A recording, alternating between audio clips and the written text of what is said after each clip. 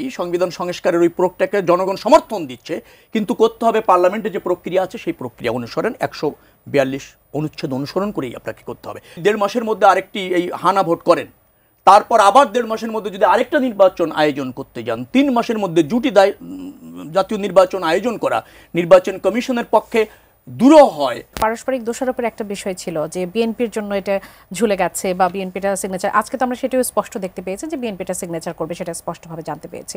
AB party, গণসংহতি থেকে, গণ অধিকার থেকে সবাই সিগনেচার করবে, সেটা আমরা জানতে পেরেছি। নোট অফ ডিসেন্টের বিষয়গুলো এর আগে আমরা যেমনটি জেনেছিলাম যে ক্ষমতার ভারসাম্যের যে বিষয়টা আসবে বা ডিউরেশনের যে বিষয়টা আসবে, যিনি দলীয় প্রধান হচ্ছেন তিনি আবার রাষ্ট্রপ্রধান, এই বিষয়টি নিয়ে বিএনপিকে এখন পর্যন্ত কোনো সিদ্ধান্তে পৌঁছতে পেরেছে বা এটি নিয়ে কোনো আপনাদের মন্তব্য কি কিছুটা চেঞ্জ হয়েছে? সরকার প্রধান, জনগণ অন্যান্য রাজনৈতিক দলের যেগুলিতে নোট অফ ডিসেন্ট আছে সেটা ওই অবস্থাতেই জনগণের কাছে যাবে, ওই অবস্থাতে হ্যাঁ না জনগণ দিবে। আচ্ছা, তারপরে পরবর্তীতে হচ্ছে যে জনগণ আবার আপনাকে অনুমোদন দিচ্ছে, সমর্থন দিচ্ছে আগামী পার্লামেন্টে যে যে অবস্থানে আছে যে রাজনৈতিক দল, সে জনগণ কর্তৃক মেজরিটি পেলে সেইভাবেই পার্লামেন্ট ওটা বাস্তবায়ন করবে। তো অতএব অন্যান্য রাজনৈতিক দলের নোট অফ ডিসেন্ট যেখানে আছে, আমাদের নোট অফ ডিসেন্ট যেখানে আছে, সেটা নিয়ে আমরা জনগণের কাছে যাচ্ছেন জুলাই সনদ। সাকিব ভাই যেটা বলেছেন একেবারে যথার্থভাবে বলেছেন। এই প্রক্রিয়াটা যেটা নিয়ে আলোচনা হচ্ছে এটাই আমাদের কাছেও মনে হয়েছে এবং সেখানেই আমাদের অবস্থান যে এটাই ন্যায্য। আমরা যেহেতু এটা সনদের ব্যাপারে একমত হতে পেরেছি, আবার কিছু কিছু বিষয়ে রাজনৈতিক দলের দ্বিমত থাকবে, আংশিক দ্বিমত থাকবে, কিয়দাংশ দ্বিমত থাকবে, এটা একটা রাজনৈতিক দলের অধিকার এবং অবস্থান।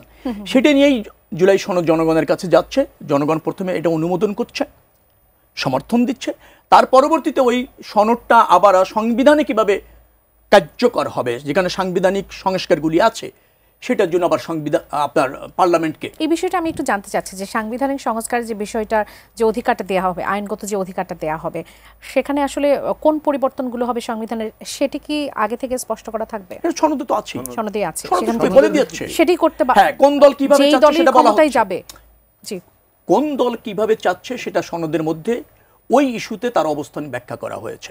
এখন ধরেন যারা ম্যান্ডেট পাবে তারা সেটি করবে, গণ অধিকার পরিষদ অথবা সংহতি আন্দোলন, তারা মেজরিটি পেল।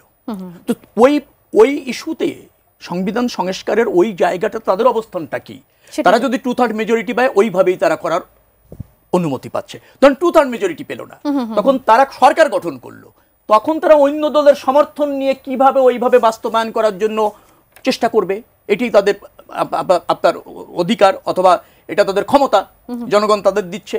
আর যদি তারা অন্য দলের সাথে আলোচনা করে 2/3 মেজরিটি নিতে না পারে, তাহলে হয়তো ওখানে কারেকশন করে কিভাবে আবার 2/3 মেজরিটি নিতে যায় সেভাবে সংসদকে ফাংশন করতে হবে।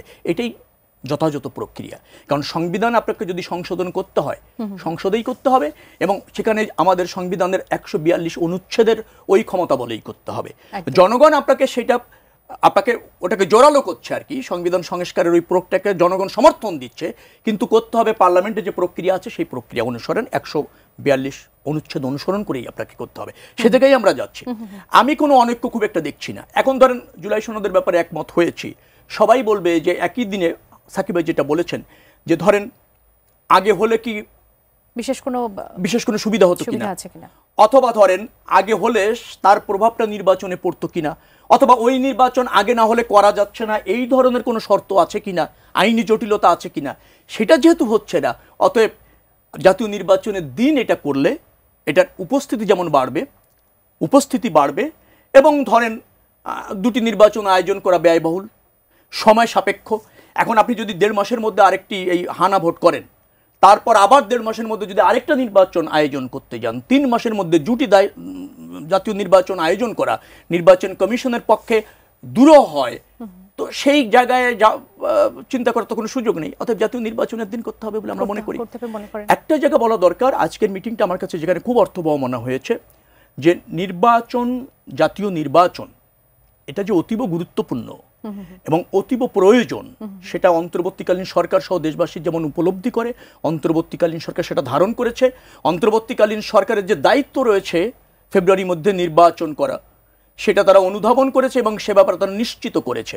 যার ফলে রাজনৈতিক দলগুলি যদি সহযোগিতা করে আমাদের গণতন্ত্রের উত্তরণ হচ্ছে, আমাদের জুলাই সনদ বাস্তবায়ন এবং পরবর্তীতে যে নতুন বাংলাদেশ বিনির্মাণের ক্ষেত্রে গণতন্ত্র, জনগণের ক্ষমতায়ন, আপনার জবাবদিহিমূলক পার্লামেন্ট, জবাবদিহিমূলক সরকার প্রতিষ্ঠা যে গণমানুষের আকাঙ্ক্ষা, সে ব্যাপারে যে আমরা অগ্রসর হচ্ছি এবং সে পথের একটা যেটাকে বলা হয় সফলতম সমাপ্তি হতে যাচ্ছে, সে ব্যাপারটা প্রধান উপদেষ্টা এবং সরকার নিশ্চিত করেছে।